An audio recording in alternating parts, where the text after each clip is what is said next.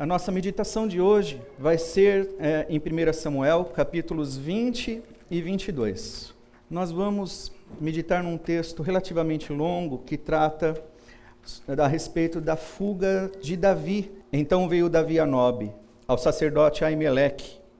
Aimeleque, tremendo, saiu ao encontro de Davi e disse-lhe: por que vens só e ninguém contigo?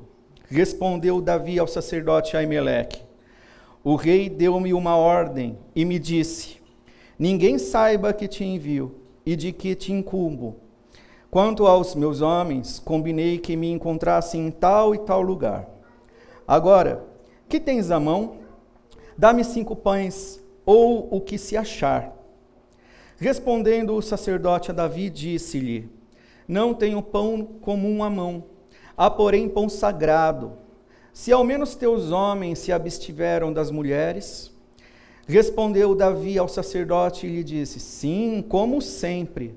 Quando saio à campanha, foram-nos vedadas as mulheres e os corpos dos homens não estão imundos. Se tal se dá em viagem comum, quanto mais serão puros hoje? Deu-lhe, pois, o sacerdote o pão sagrado, porquanto não havia ali outro, senão os pães da proposição, que se tiraram de diante do Senhor, quando trocados no devido dia por pão quente. Achava-se ali, naquele dia, um dos servos de Saul, detido perante o Senhor, cujo nome era Doeg, edomita, o maioral dos pastores de Saul.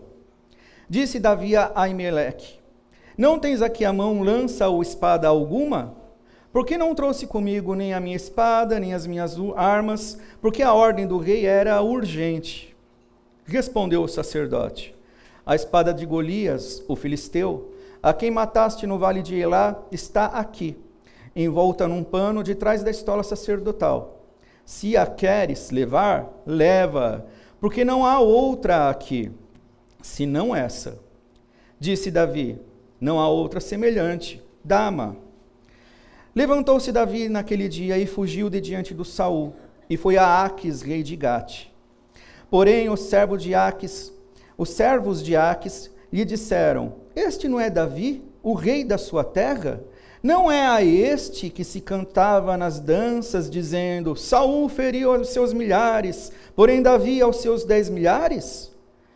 Davi guardou estas palavras, considerando-as consigo mesmo, e teve muito medo de Aquis, rei de Gate, pelo que se contrafez diante deles, em cujas mãos se fingia doido, engravatava nos póstigos das portas e deixava correr saliva pela barba. Então disse Aquis aos seus servos: bem veste que este homem está louco, por que me trouxestes a mim? Faltam-me a mim doidos, para que trouxesseis este para fazer doidices diante de mim? Há de entrar este na minha casa? Davi retirou-se dali e se refugiou na caverna de Adulão. Quando ouviram isso seus irmãos e toda a casa de seu pai, desceram ali para ter com ele. Ajuntaram-se a ele todos os homens que se achavam em aperto, e todo homem endividado, e todos os amargurados de espírito, e ele se fez chefe deles, e eram com ele uns 400 homens. Dali passou Davi a Mispa de Moabe, e disse ao seu rei: deixa estar meu pai e minha mãe convosco, até que eu saiba o que Deus há de fazer de mim. Trouxe-os perante o rei de Moabe, e com este moraram por todo o tempo que Davi esteve neste lugar seguro. Porém o profeta Gade disse a Davi: não fiques neste lugar seguro, vai e entra na terra de Judá.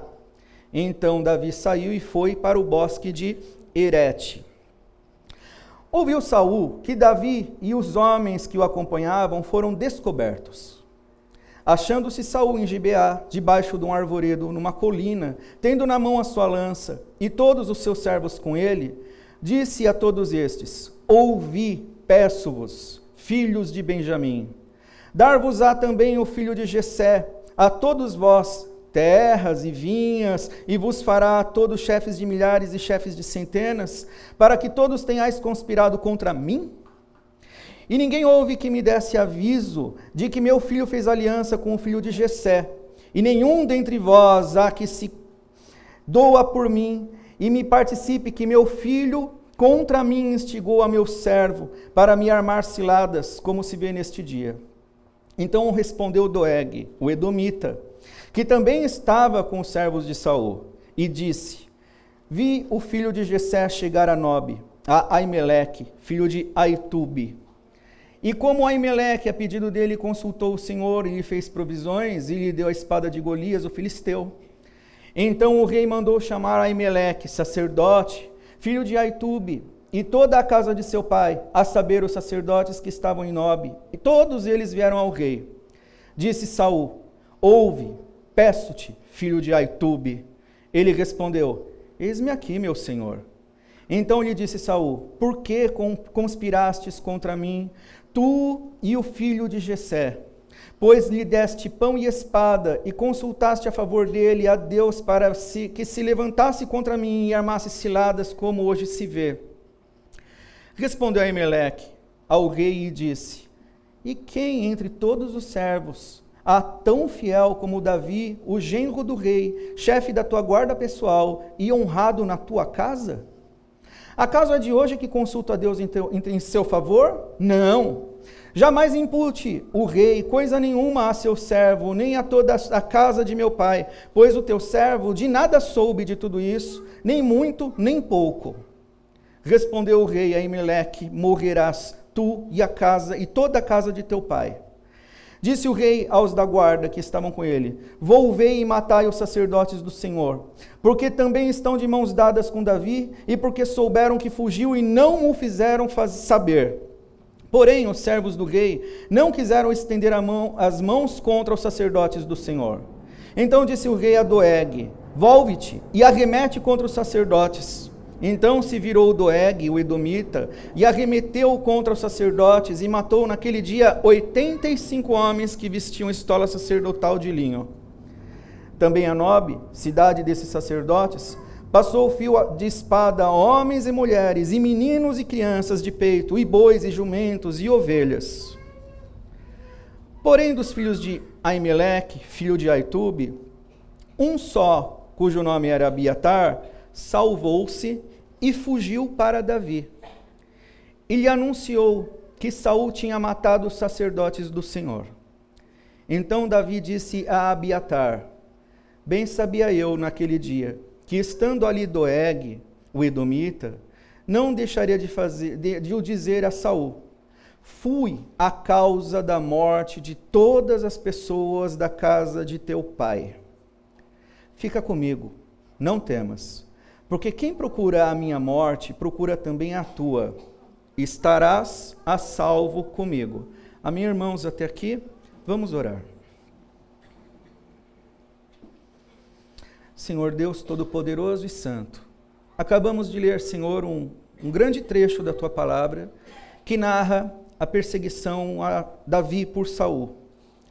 Cremos, ó Deus, que o Senhor é quem inspirou esse registro. E nós estamos reunidos aqui, conforme a Tua vontade, para adorá-lo, para tributar culto ao Senhor, e também para ouvir a Tua Palavra.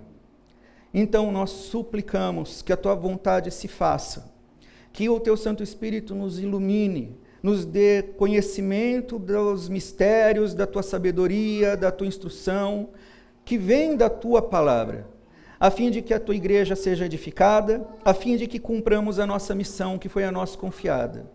Abençoa-nos e edifica-nos essa noite, eu te peço.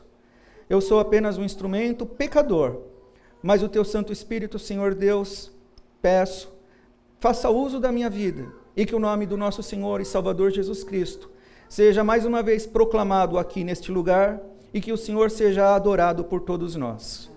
No nome de Jesus, nós oramos agradecidos. Amém. Amém, meus irmãos. Bastante texto, então isso exige bastante estudo e bastante cuidado na análise do texto.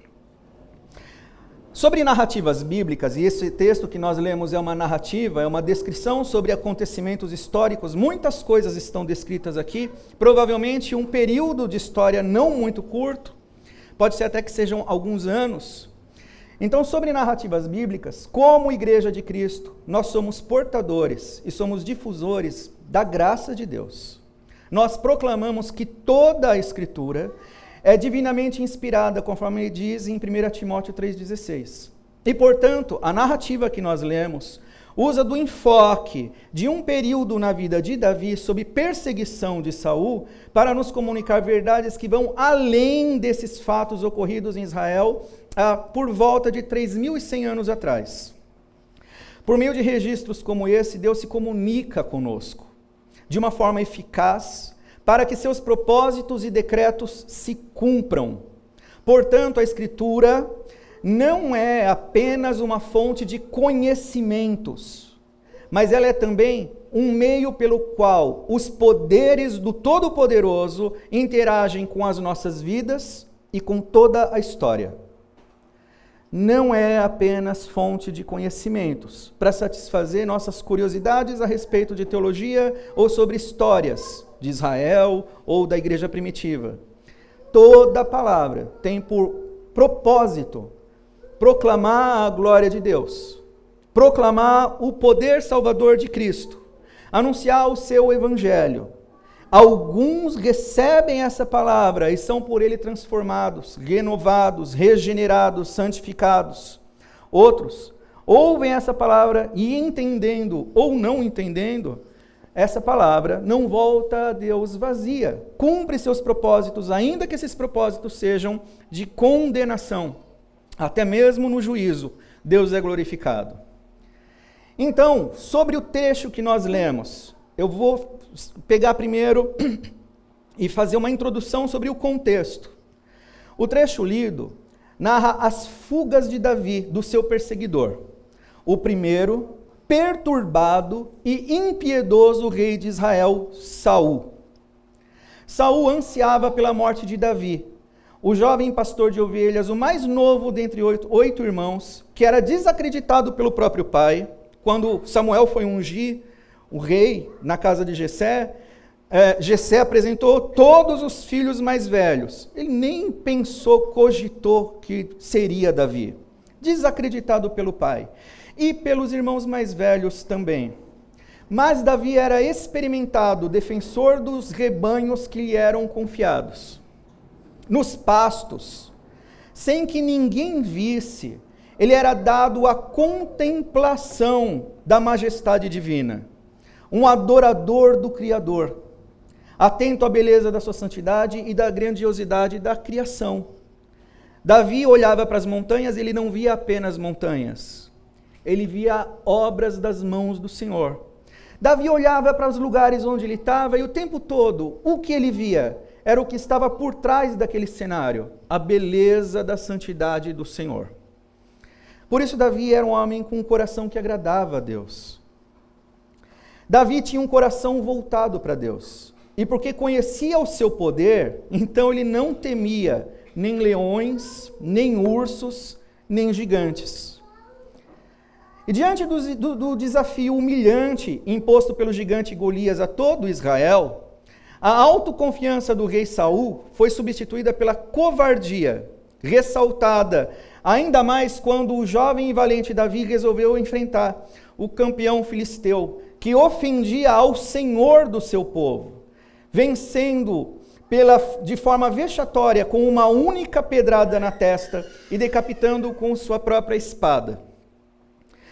Mas o vexame respingou no rei Saul, de quem cantavam: Saul venceu milhares, mas Davi venceu 10 milhares. Um vexame que se espalhou por todo o reino para exaltar a um rapazote do interior, que sequer conseguiu usar os trajes de guerra do rei, mas cujas glórias passaram a ofuscar a evidente palidez de Saul. Sem querer, Davi, um rapazote do interior, ele ofuscou a glória de Saul. Isso provocou muita raiva em Saul. A glória de Davi, já ungido rei por Samuel, mas que ainda não tinha assumido o trono, era uma ofensa ao perturbado rei Saul, que estava convencido que Davi era uma ameaça à sua dignidade e ao seu reino. Por isso, Saul tinha Davi como inimigo e passou a desejar matá-lo. O trecho que nós lemos descreve as fugas de Davi, daquele que queria matar e que tinha poderes para fazer isso. Saul era um rei legítimo, um ungido do Senhor, mas que se transformou num impiedoso, num pervertido, num homem dominado pelo mal, num perturbado e sanguinário, a quem Davi tinha que se submeter e honrar, porque Saul era sim um rei legítimo, ao mesmo tempo em que Davi precisava sobreviver. O dilema, a partir do momento em que Saul passa a desejar a morte de Davi, o dilema para Davi era o seguinte: ele tinha que se preservar fiel a Deus, ele tinha que continuar honrando um rei que o odiava e que queria matá-lo. E então segue-se o trecho que nós lemos, que está dividido em 6 partes. Na primeira parte, que a gente vai ver brevemente, é o encontro de Davi com o sacerdote Aimeleque em Nob. E então de Nob vem a segunda parte, em que Davi foge para a cidade de Gate. Depois Davi foge para a caverna de Adulão. Depois Davi foge de novo para Mispa de Moabe. E então o texto vai mostrar a reação de Saul quando ele descobre a respeito das fugas de Davi. E o texto depois vai terminar com um encontro entre o único sacerdote sobrevivente com Davi. Então vamos à primeira parte. O encontro, Davi encontra o sacerdote Aimeleque, que está compreendido entre os versos 1 e 9 do texto que nós lemos. Depois de ser avisado por Jonatas que seu pai, o rei Saul, desejava matá-lo, Davi, profundamente angustiado, foge para a cidade dos sacerdotes, cidade chamada Nob, que ficava a cerca de 4 quilômetros ao nordeste de Jerusalém. E lá ele se encontra com o sacerdote Aimeleque. Aimeleque recebe a Davi com temor, com tremor. Por que Aimeleque está temeroso? Do que ele tem medo? Quando Davi chega, Aimeleque estranhou a chegada à sua cidade de alguém que era muito importante, porque Davi já era reconhecido, era um chefe entre 1000 soldados, estabelecido por Saul, alguém da sua guarda pessoal. Alguém que tinha uma fama que já corria por todo Israel. As mulheres cantavam músicas a respeito dele. Aquela cançãozinha que irritava Saul. Davi venceu 10 milhares, enquanto Saul venceu milhares. E então Davi chega até Aimeleque. A cidade de Nob é uma cidade que é morada de sacerdotes, um lugar pacato, e Davi chega de uma forma repentina, chega sozinho, claramente angustiado, desarmado, sem previsões, sem aviso. Algo anormal. O que será que estava acontecendo? Provavelmente é o que passou pelo pensamento de Aimeleque. Outro motivo do porquê Aimeleque estava receoso, com temor. Aimeleque temia que pudesse acontecer à sua cidade Nob algo parecido com o que aconteceu em Siló, lá em 1 Samuel capítulo 4. Ele se lembra da tragédia que aconteceu, que assolou a cidade de Siló, décadas atrás, na ocasião em que os filisteus devastaram essa antiga cidade dos sacerdotes. A antiga cidade dos sacerdotes era Siló e foi devastada pelos filisteus. E os filisteus roubaram a Arca da Aliança. Isso tudo foi uma forma de juízo imposto pelo próprio Deus por causa dos pecados dos sacerdotes, especialmente os sacerdotes Eli e seus filhos Ofni e Finéias. Aimeleque é neto de Finéias, bisneto de Eli. Então, Aimeleque, ele conhece muito bem essa história. Ele sabe que os pecados dos sacerdotes trazem juízo. E de repente aparece Davi perante ele de uma forma completamente estranha. E ele receia de que aquela história do passado possa acontecer de novo na nova cidade dos sacerdotes, Nob. Terceiro motivo do porquê Aimeleque tem temor. Talvez a chegada de alguém como Davi, da forma como chegou, tenha reacendido alguns temores em Aimeleque, pois o Senhor havia dito por um profeta ao seu bisavô Eli, que nenhum da sua família chegaria à velhice. Está registrado em 1 Samuel 2,31. Uma consequência dos pecados daquela geração de sacerdotes. E por causa dos seus temores, Aimeleque, diferente dos seus antecessores, ele procurava ser fiel. Mas quando Davi chega diante dele, ele tem um receio. Será que essa palavra, esse juízo vai se cumprir? Será que chegou o meu tempo? Então, Aimeleque faz a pergunta, por que você vem só? Ninguém está com você. E aí, então, Davi responde essa pergunta, mentindo. Davi está sozinho, talvez provisoriamente sozinho, e ele mente. Sobre algumas ordens, ele alega que recebeu algumas ordens do rei Saul. Ordens que deveriam ser mantidas em sigilo. Afinal, Davi era um guarda da confiança, um soldado destacado, um capitão de 1000 soldados. Então ele teria recebido uma missão sigilosa, que ele não poderia dizer para Aimeleque a razão de ele ter ido para lá. E por que ele estava sozinho? E por que ele estava desarmado? E por que ele chegou nas condições em que estava? Davi mentiu. Só que Aimeleque não sabe que ele mentiu. E ao mentir, existem especulações a respeito do porquê Davi teria mentido, e faz muito sentido, pelo menos 2 razões. Uma é para dar legitimidade para o seu pedido. Davi está angustiado, morto de fome, está fugindo de Saul, como um rato fugindo de alguém que o persegue. Está morrendo de fome, precisa saciar sua fome. De repente, se ele conta a verdade, se ele dá satisfações, ele pode criar uma arapuca para si, pode ser pego. Então, ele mente, porque assim ele dá legitimidade, ele simplesmente quer comer. E então Aimeleque não precisa saber de nada. Ué, se o rei disse, eu obedeço. O segundo motivo do porquê Davi ter recorrido à mentira é para tentar, talvez, preservar Aimeleque de qualquer possibilidade de retaliação futura por parte de Saul. Porque se Aimeleque não sabe de nada, por que Davi está lá, por que Davi precisa de ajuda, ele desconhece os motivos, ele passa a não ser culpado. Então pode ser que a mentira de Davi, no fundo, tenha uma boa intenção. E aqui então abre uma pergunta para o texto. Será que mentiras são justificáveis em certas ocasiões?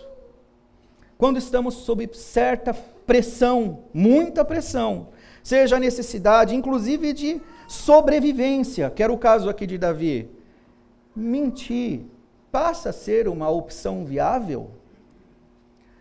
O texto não vai fazer juízo de valor, pelo menos não de uma forma clara ou óbvia, mas o discorrer da história nos apresenta a solução. O uso de da mentira por Davi, ao afirmar que ele estava cumprindo ordens do rei, se mostrou perniciosa. Não atingiu o propósito de Deus de livrar Aimeleque de qualquer acusação. Nós lemos o texto. Aimeleque morre no final. Mas, pelo contrário, pode ter contribuído para que mais tarde Saul aniquilasse. Simplesmente deu mais força para o ódio, para a vingança de Saul. Então, irmãos, a primeira liçãozinha, não, mentir nunca se justifica, qualquer que seja a natureza da mentira. Entendemos a necessidade de Davi, precisamos nos colocar em seu lugar para sentir o seu drama, e nós muitas vezes vivemos as nossas histórias e os nossos dramas e somos pressionados a cometer algum tipo de deslize, algum tipo de pecado, mas nada justifica qualquer pecado. Mais para frente a gente vai tratar disso um pouquinho mais a fundo. E então, Davi mente, dizendo essa história toda, essa lorota, porque ele pede alimento à mão pão à mão. A ideia aqui, quando Davi faz esse pedido, que está no verso 3, é de que ele precisa comer alguma coisa imediatamente, ele está com pressa, ele está fugindo. Ele precisa continuar a sua fuga, então precisa comer algo rápido. Então ele pede algum pão que esteja à mão ao sacerdote Aimeleque. 5 pães. Representam provisões para alguns dias para alguém que está, para um refugiado que está faminto. Ou então pode representar provisão para 1 ou 2 dias para um pequeno grupo de soldados. Aimeleque responde: não tenho pão à mão. Ou seja, não tem comida nenhuma que esteja pronta para você comer agora. A única coisa que nós temos pronto, que é comida, são os pães sagrados, os pães da proposição, que são os 12 pães que eram consagrados no lugar santo, no tabernáculo, e que somente os sacerdotes podiam comer. Davi não era sacerdote, Davi não podia comer desses pães. Mas era a única opção. Parece que Aimeleque se comoveu, se compadeceu com a necessidade de Davi. Viu aquele homem que ele sabe que é um homem íntegro, que é um homem valoroso, conhece a história de Davi, sabe que ele enfrentou e derrotou Golias. E então ele oferece essa opção dos pães da proposição. Mas Aimeleque é uma pessoa que se preocupa muito com os pecados sacerdotais, porque tem uma sombra do passado que o perturba. Eli, Ófine, Finéias. E então ele se preocupa, antes de entregar os pães para Davi, ele exige, ele pergunta se Davi e seus companheiros de campanha, os rapazes que eventualmente o acompanham, ou com quem ele se encontraria, estivessem praticando, porque eles estão numa campanha militar, em abstinência sexual. Parece estranha essa exigência, mas é um mínimo de uma consagração, um mínimo que ele encontrou para exigir daquelas pessoas, para entregar para eles algo que era sagrado. Não dava para ser de qualquer forma. E então, Davi confirma que sim, e a gente percebe nessa parte que realmente Aimeleque é um sacerdote receoso, com possíveis consequências punitivas por uso indevido das coisas santas. Aimeleque é um homem piedoso. Aimeleque é alguém que procura ser fiel ao Senhor.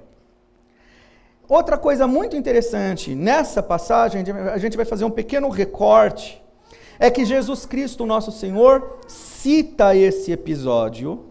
Está registrado em 3 evangelhos, e especificamente vou mencionar aqui Mateus 12, 3 e 4. O Senhor corrige os fariseus que censuravam os seus discípulos porque eles estavam colhendo espigas num dia de sábado. Eles queriam comer no sábado e estavam colhendo espigas, logo, se eles estavam colhendo espigas, eles estavam trabalhando, o que é proibido.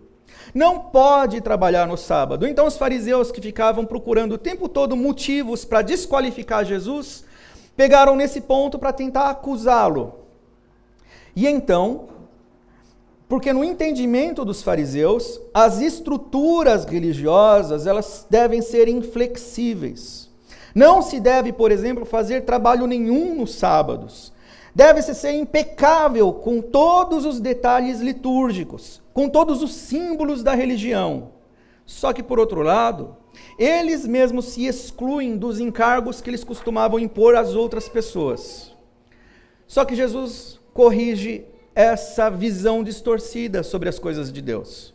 Ele explicou que assim como Davi comeu um pão que não era, por princípio, destinado a ele, o princípio da misericórdia, ser mais importante que holocaustos, se aplica tanto no fato de Davi comer um pão que não podia, como no fato dos seus discípulos colherem e trabalharem num sábado para matarem a sua fome. Jesus explica: a misericórdia é maior do que sacrifícios. Davi estava morrendo de fome, então era justo. Na verdade, Jesus está assinando embaixo do que Aimeleque fez, quando entregou para Davi os pães que ele não poderia comer. Da mesma forma, Jesus está autorizando e certificando, apoiando, quando os seus discípulos, num dia que não deveriam trabalhar, precisarem fazer eventualmente algum tipo de trabalho, porque aquilo era uma necessidade naquele dia, eles estavam com fome. É a questão, o critério da misericórdia. A gente percebe então que na lei de Deus existe uma hierarquia entre prioridades. Liturgias, elas são importantes, mas mais importante são os atos de misericórdia, que muitas vezes, em certas situações, como essa situação crítica que Davi estava enfrentando, entram em choque. E quando entram em choque, precisa-se escolher aquela que é a mais misericordiosa. Davi estava com fome. Além disso, Jesus deu um banho nos fariseus, que o descanso nos sábados não se aplica a todas as pessoas. Afinal, é nesse dia sagrado de descanso que os sacerdotes mais trabalham. E por fim, Jesus Cristo disse que ele é maior do que o templo e maior do que o sábado. Ele é o Senhor do sábado. E Jesus usa de misericórdia com todos que se achegam a ele. Então essa é a regra principal.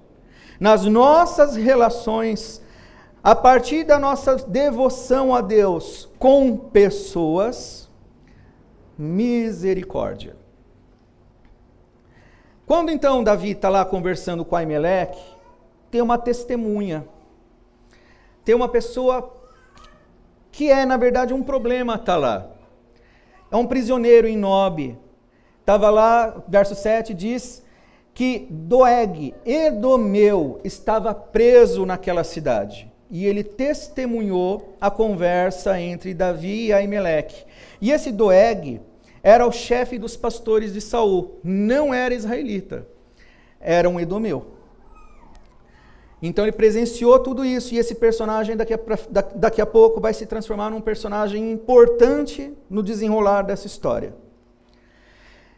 Depois de ter comido, Davi, então provavelmente depois de ter comido, ou ainda comendo, porque ele está com muita pressa, Davi então pede a Aimeleque se ele tem lá alguma arma, porque ele explica, continua a sua mentira, a sua farsa, dizendo que como ele saiu correndo, a ordem do rei era urgente, então ele saiu do jeito que estava, sem comer, sem se preparar, sem avisar ninguém e desarmado. Então ele chega aqui na cidade de Aimeleque e pede se ele tem uma arma, uma espada. E tem lá, a espada que ele tem lá é justamente a espada de Golias. Icônico, simbólico. A espada do gigante que o próprio Davi matou. Foi dada a Davi a espada de Golias e Davi continua a sua fuga. Ele se dirige a Gate. Davi então retoma a sua fuga, porque Saul está no seu encalço. E Davi não poderia ficar muito tempo numa cidadela que é pacífica, a cidade dos sacerdotes, onde está aprisionado uma pessoa que é leal a Saul. Se ele ficasse ali, ele seria uma presa fácil. Davi está desprotegido, Davi precisa continuar fugindo.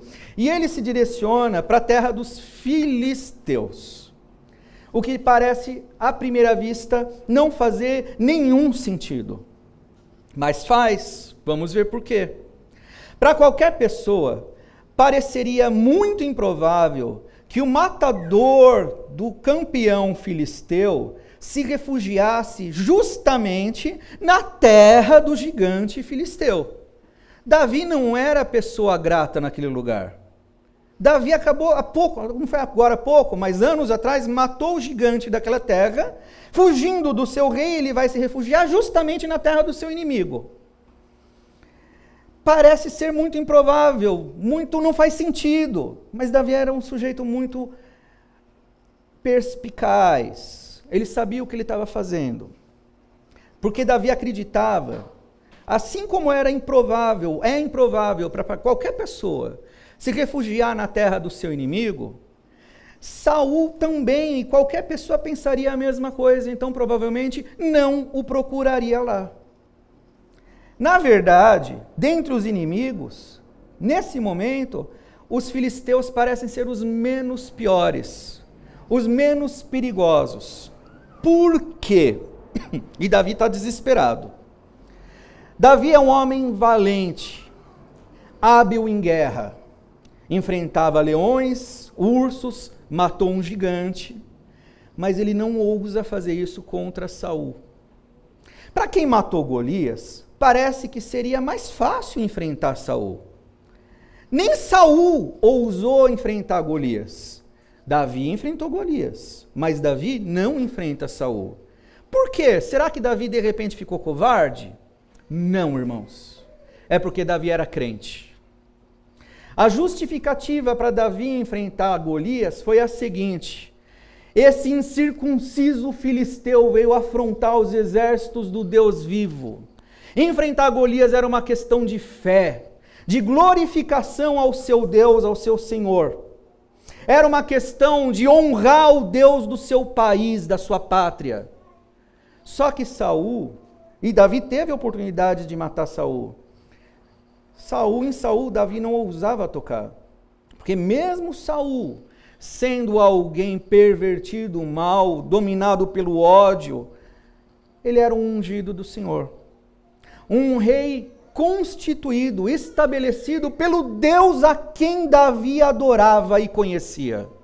Então, se insurgir contra Saul, em último caso, era se rebelar contra o seu Deus a quem ele servia. Então, filisteus, Golias, Davi enfrentava. Saul ele não podia.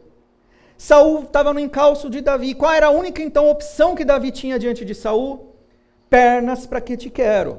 Não vou enfrentar esse homem. Eu até poderia enfrentá-lo. Talvez ele o venceria, mas ele jamais levantaria a sua espada contra Saul, por causa da fé. Perceba, irmãos, que Davi pecou, mas Davi era um homem falho como todos nós, mas ele era acima de tudo movido pela sua convicção, pela sua fé. Ele conhecia o seu Senhor, conhecia o seu Salvador.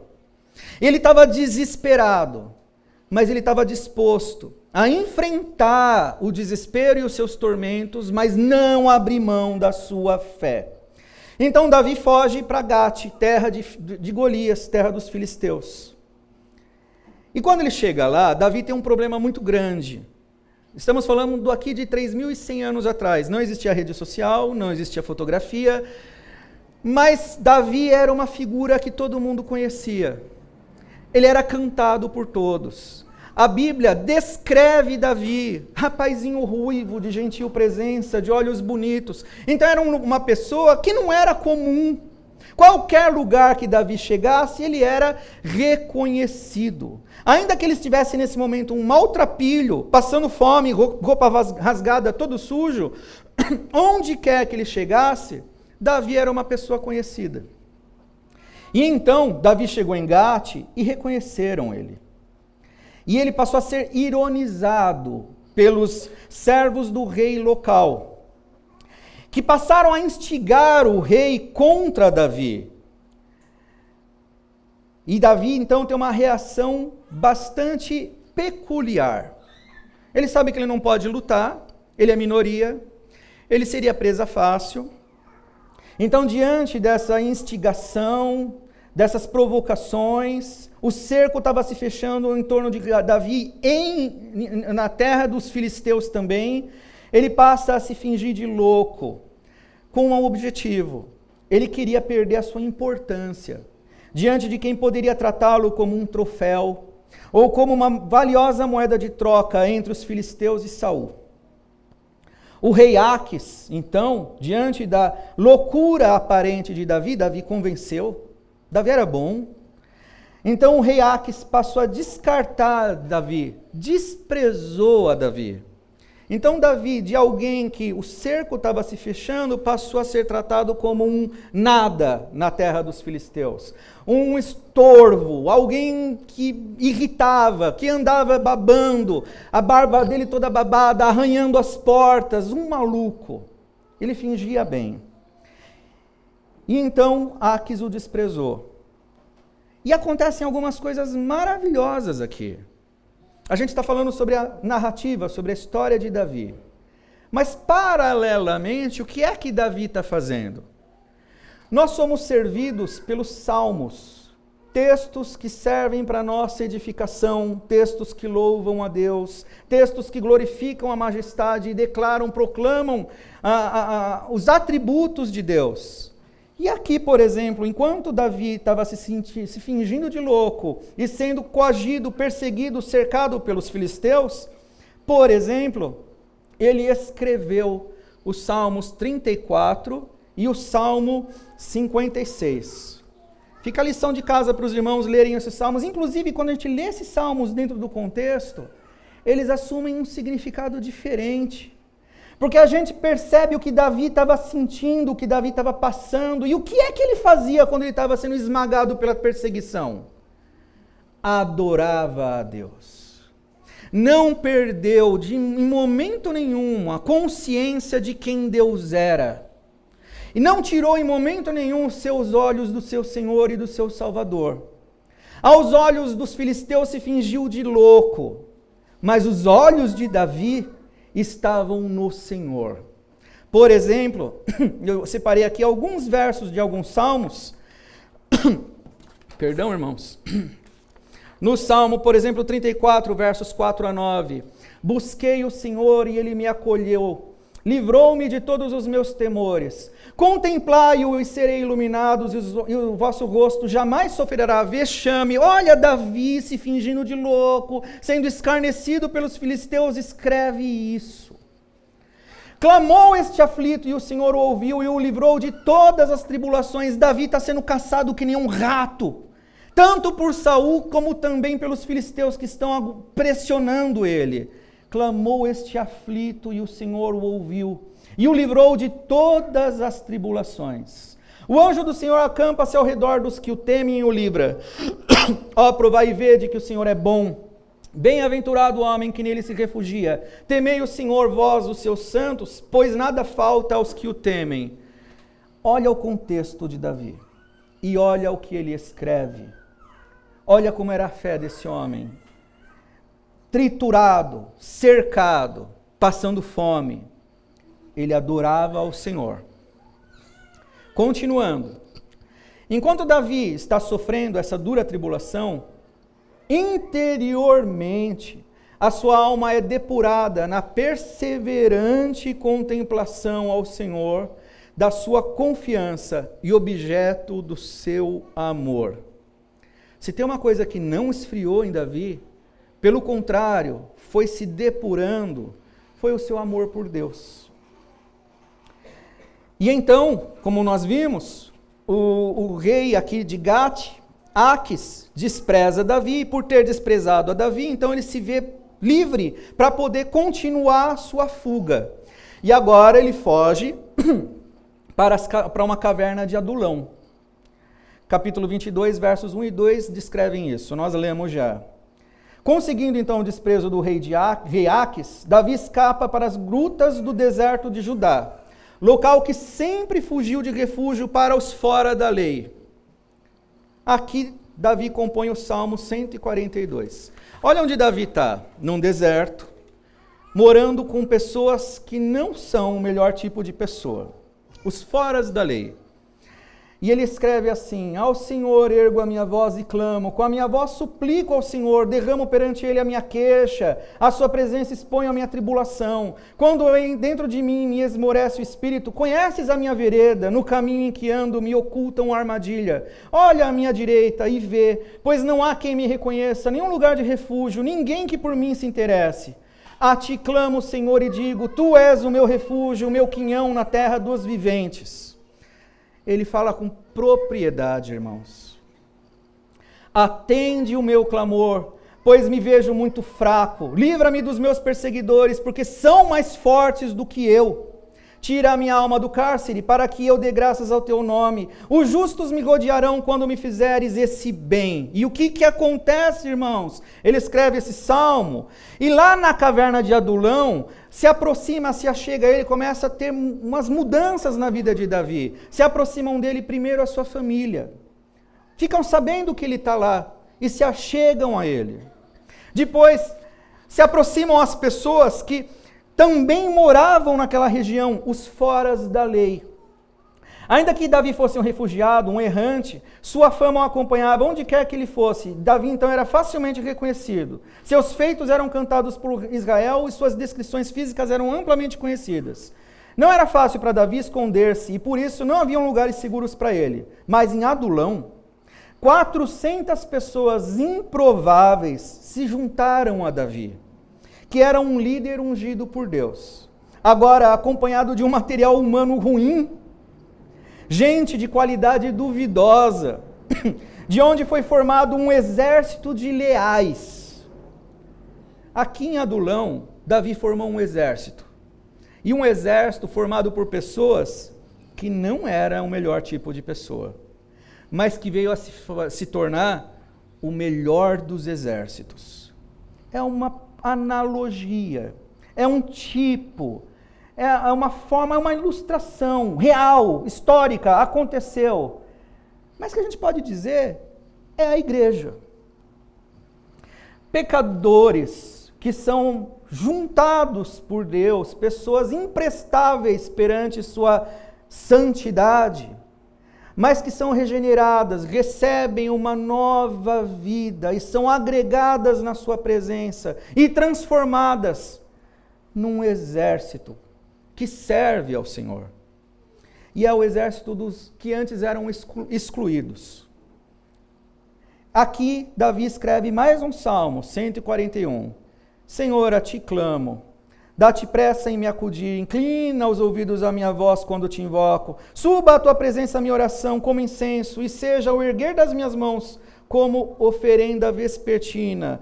Davi perseverou na sua fé. E aqui as coisas mudaram na vida de Davi. E ele vai para um outro lugar. Quarta bloco do nosso texto aqui, ele vai para Mispa. Mesmo sob pressão e perseguição, Davi cuida dos seus familiares. Seus familiares se achegaram a ele, Davi está sendo perseguido, está escondido nas cavernas, e juntam outras 400 pessoas, e Davi fica preocupado com seus familiares, não com ele mesmo. Ele sabe que Saul não mataria somente a ele, mas também a toda a sua parentela. Então, se Saul chegasse até onde eles estavam, Saul não mataria apenas Davi. Davi mata todo mundo. Então, Davi vai para esse lugar, Mispa, porque esse é um lugar considerado seguro. E lá, então, ele aguarda uma instrução divina a respeito do que Deus quer da vida dele. Ele sabe que seus familiares estão seguros. E ele lá, num lugar seguro, ele aguarda que Deus fale com ele. E Deus então usa um profeta e instrui Davi para ir para Judá. Lá em Judá, Davi terá futuros confrontos, serão as pregações que virão, dando sequência a nossas pregações em sequência. Então, o lugar de Davi, agora com um exército fortalecido, era guerreando em batalhas por Israel e pelo Senhor, não num lugar seguro. Davi deixou seus familiares num lugar seguro e prosseguiu sua jornada agora para Israel, porque agora é a hora de luta, de guerra. Ele tem um exército. Agora, então, a reação de Saul, capítulo 22, dos versos 6 a 19. Saul fica sabendo de tudo isso. Em meio à campanha de caça a Davi, evidentemente frustrado porque o seu desafeto ainda estava livre e se escondendo, Saul intimida aos seus principais, os líderes dos seus exércitos, os seus capitães, porque ele conclui que só era possível Davi ainda estar vivo por causa das conspirações de Davi com Jonatas. Jonatas, filho de Saul. E provavelmente, possivelmente, essas conspirações só estavam dando certo porque seus capitães, seus líderes da sua confiança, provavelmente eram complacentes, faziam vistas grossas. Então Saul ficou furioso e passou a intimidar essa gente. Só que dentre esses capitães, agora estava Doeg, aquele prisioneiro, lembra de Aimeleque? Aquele que testemunhou a conversa entre Davi e Aimeleque. Ele era o encarcerado de Nob, agora ele estava livre, porque provavelmente se passou algum tempo. Não sabemos dizer quanto tempo passou, mas talvez 1 ano, 2, não sei. Mas passou um tempo e esse homem não está mais preso e agora ele já está junto de Saul de novo.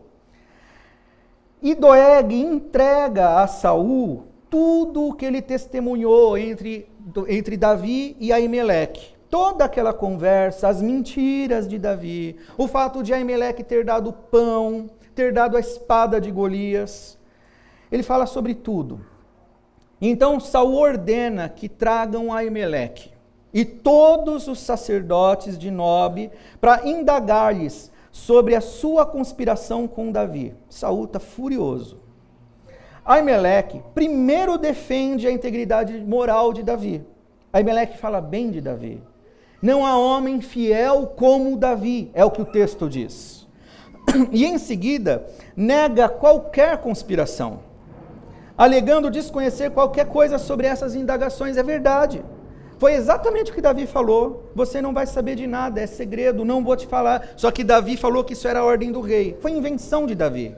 Mas o fato é que Aimeleque realmente não sabia de nada. Esse era mesmo o intento de Davi quando disse, mentindo, que Saul exigiu segredo sobre sua missão em Nob. Mas Saul, e o texto tem um detalhe, a gente às vezes lendo os textos precisa pegar alguns detalhes, porque nessa narrativa tem muitas expressões com ponto de interrogação, ponto de exclamação ou ponto final.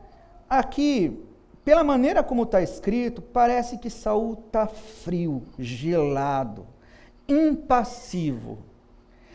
Ele, de forma fria, seca, ele diz que todos eles morrerão.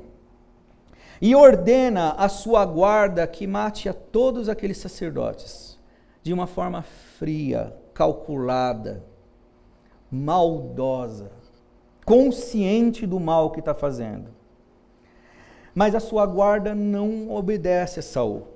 A autoridade de Saul está por demais desgastada. E não houve nenhum israelita disposto a acatar esse tipo de ordem. Mas no meio deles tinha Doeg, o Edomeu, que não era israelita. E então foi dado a Doeg, esse cagueta, que estava preso lá com Abimeleque, e que entregou toda a conversa entre Davi e Aimeleque. Então Edog foi quem naquele dia matou todos os 85 sacerdotes. E provavelmente de Nob, e provavelmente no dia seguinte, ou logo em seguida, matou toda a população daquela cidade sacerdotal. Homens, mulheres, crianças, jovens, velhos, incluindo os animais. Exterminou completamente aquela cidade. E aí se comprovou, se confirmou, que os temores de Aimeleque se cumpriram. O temor de que o que aconteceu em Siló viesse a acontecer em Nob, realmente aconteceu. A segunda cidade dos sacerdotes foi dizimada.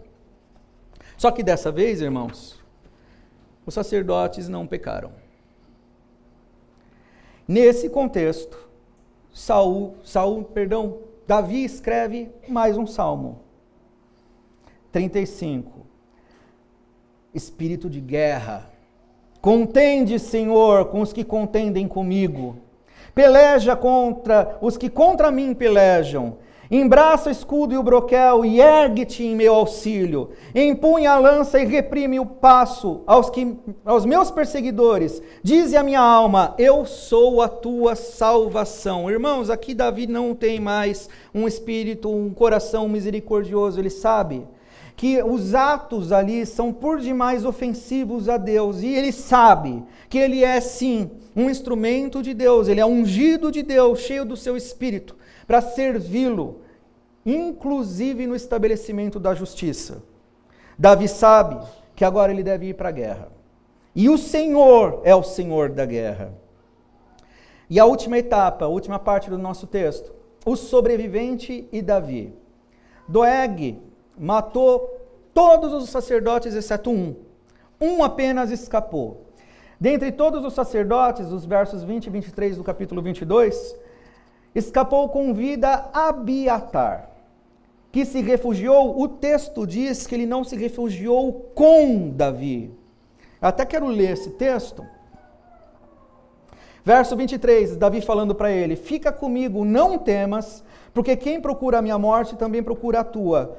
Comigo estarás em segurança. Olha só, irmãos, aqui o texto, claro que Davi está seguro no Senhor. Claro que Davi é a força, o Senhor é a força de Davi, o Senhor é o protetor de Davi, mas Davi tem plena consciência do papel que ele tem a desenvolver, como aquele que luta as guerras do seu Senhor. Então ele sabe que é com Davi que esse sacerdote está seguro. A garantia da segurança agora, ainda que o exército de Davi seja menor, é pelejar, é estar junto de Davi, ao lado de Davi, junto na causa de Davi, porque a causa de Davi é a causa do Senhor. Aplicações. A primeira, são 6 aplicações. Isso. A primeira, consciência de que somos peregrinos nesse mundo, não vivamos em função dele. Antes de assumir seu reinado, Davi era um errante, exercitando e aprimorando a sua confiança em Deus, assim como nós. É a teologia do já, mas ainda não. Davi já tinha sido ungido rei por Samuel, mas ainda não tinha assumido o posto para o qual ainda estava sendo preparado. Era uma promessa certa de que seria cumprida, mas ainda não sem duras provações. Assim é a redenção também. Já estamos salvos, mas ainda não desfrutamos da plenitude da salvação. Estamos nesse mundo, mas não pertencemos mais a ele. É o que o nosso Senhor disse na oração em João 17, verso 16. Aqui nós somos peregrinos, forasteiros, errantes. Esse mundo não é mais o nosso lar. 1 Pedro 2,11. Já estamos destinados ao reino de Deus, mas ainda vivemos as angústias desse mundo, em colapso. Esse mundo está em colapso, não tem jeito. Não coloque a sua esperança na política, não coloque a sua esperança em qualquer tipo de reforma, qualquer tipo de ideologia ou qualquer tipo de filosofia. Esse mundo está condenado. Até mesmo as notícias de paz serão de perversão e estabelecimento do pecado. Já estamos destinados ao reino de Deus, mas ainda vivemos as angústias desse mundo em colapso, cheio de contradições e que já está condenado. Já fomos regenerados por Deus quando a graça de Cristo nos alcançou, mas ainda lutamos contra o pecado e por vezes caímos, mas não somos derrotados. Já pertencemos a Cristo, estamos destinados para a vida eterna e para a glória de Deus. Mas ainda vivemos nesse mundo e estamos sujeitos às suas corrupções, ainda ficamos enfermos, ainda sofremos injustiça e ainda morremos. Segunda aplicação, consciência de que dependemos da graça de Deus. Não nos enganemos, irmãos, a nosso próprio respeito. Somos pecadores, somos fracos. Davi se transformou num símbolo da glória de Israel. E ainda o é. E o seu reinado é tido como modelo messiânico, uma referência da prosperidade e do triunfo de Israel. Contudo, Davi, apesar de muito virtuoso, de ter profunda fé no Senhor e de ser um adorador consistente, ele era falho, era pecador, recorrendo por vezes à arte do engano, da dissimulação e de mentiras, se achasse necessário para alcançar seus objetivos ou para preservar sua própria vida. Davi era um pecador. Ele não é o nosso modelo. Cristo é que é o nosso modelo.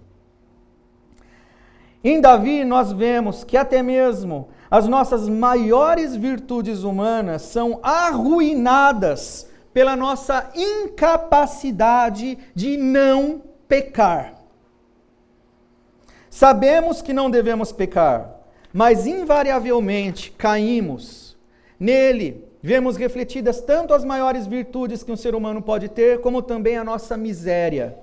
E os salmos apontam para isso. Onde depositamos nossa confiança, apesar das nossas fraquezas? Não é em nós. Não é na instituição religiosa. não é nem na igreja, não são nas nossas confissões, apesar de importantes ferramentas para a nossa edificação. A nossa confiança tem que estar no Senhor.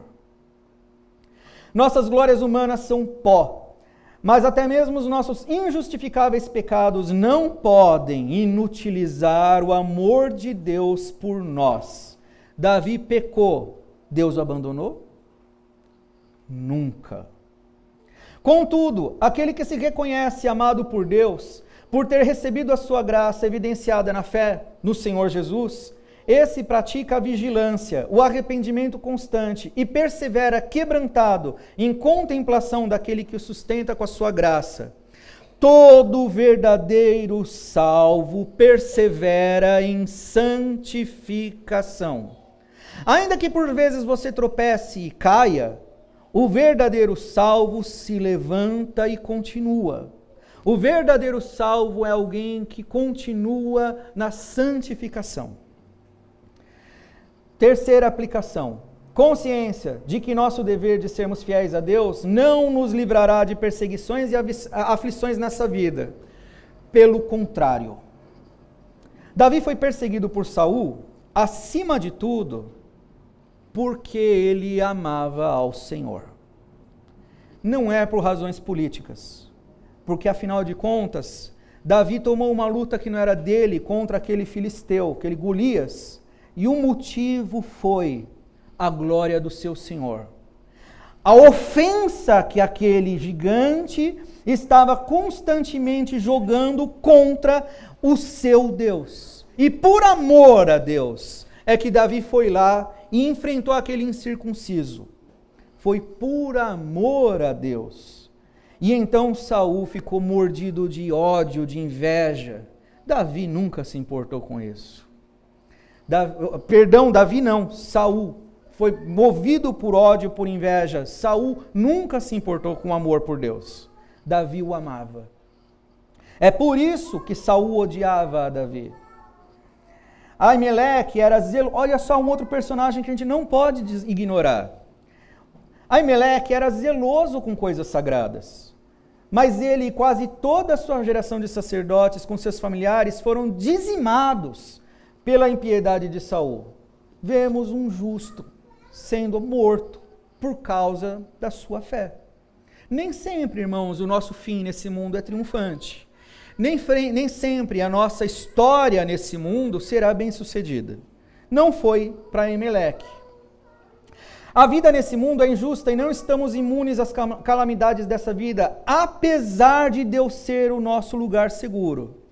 Jesus falou, bem-aventurado quem é perseguido por causa da justiça, porque deles é o reino dos céus, no Sermão da Montanha, Mateus 5. Quarta aplicação. Reconhecimento de que tudo nessa vida é para o aperfeiçoamento da nossa fé, para a glória de Deus. Sabemos que todas as coisas cooperam para o bem daqueles que amam a Deus, daqueles que são chamados segundo o seu propósito. As tribulações dessa vida servem para depurar a nossa fé em meio a angústias, sofrimentos e provações verdadeiras que por vezes nos levam a questionar a própria fé. E quase nos desesperamos, a fim de reconhecermos que as nossas forças não vêm de nós, para percebermos que de fato nós somos pó, somos fracos, e aprendermos a confiar e a admirar o Deus que é a fonte de toda a vida, de toda a verdade e de todo o bem. Quinta, como modelo, símbolo, o reinado de Davi aponta para um rei e um reino ainda maiores. E é em Jesus que toda a nossa confiança deve ser depositada. E são grandes os contrastes entre os reinados de Davi e de Jesus. O descendente de Davi, também chamado por vezes de filho de Davi, é o soberano a quem o próprio Davi se rendeu em adoração, conforme está escrito no Salmo 110. Disse o Senhor a meu Senhor, assenta-te à minha direita, até que eu ponha os teus inimigos debaixo dos teus pés. O Senhor enviará de Sião o cetro do seu poder, dizendo, domine entre os teus inimigos. Apresentar-se-á voluntariamente o teu povo no dia do teu poder, com santos ornamentos, com orvalho, emergindo da aurora, serão os teus jovens. O Senhor jurou e não se arrependerá, tu és sacerdote para sempre, segundo a ordem de Melquisedeque. O Senhor à tua direita, no dia da sua ira, esmagará os reis. Ele julga entre as nações, enche-as de cadáveres, esmagará cabeças por toda a terra. De caminho bebe na torrente e passa de cabeça erguida. De quem é que Davi está falando nesse salmo? A quem ele está cantando?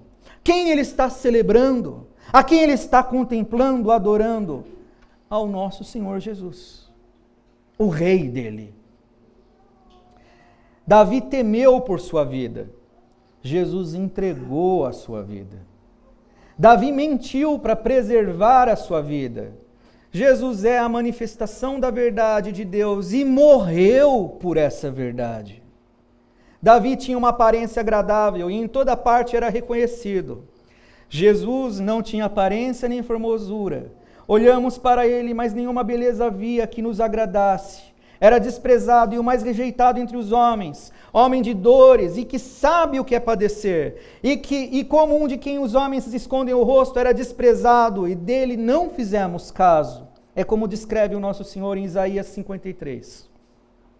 Davi se refugiava no Senhor. Jesus é o Senhor em quem Davi se refugiou, inspiração dos seus salmos, e é em quem nós devemos nos refugiar, inspiração dos nossos louvores. O reino de Davi foi nesse mundo, foi importante, mas imperfeito e transitório. O reino de Jesus, que deve ser por nós buscado, buscai primeiro o reino de Deus e a sua justiça, não é deste mundo. João 18:36, é perfeito e é eterno.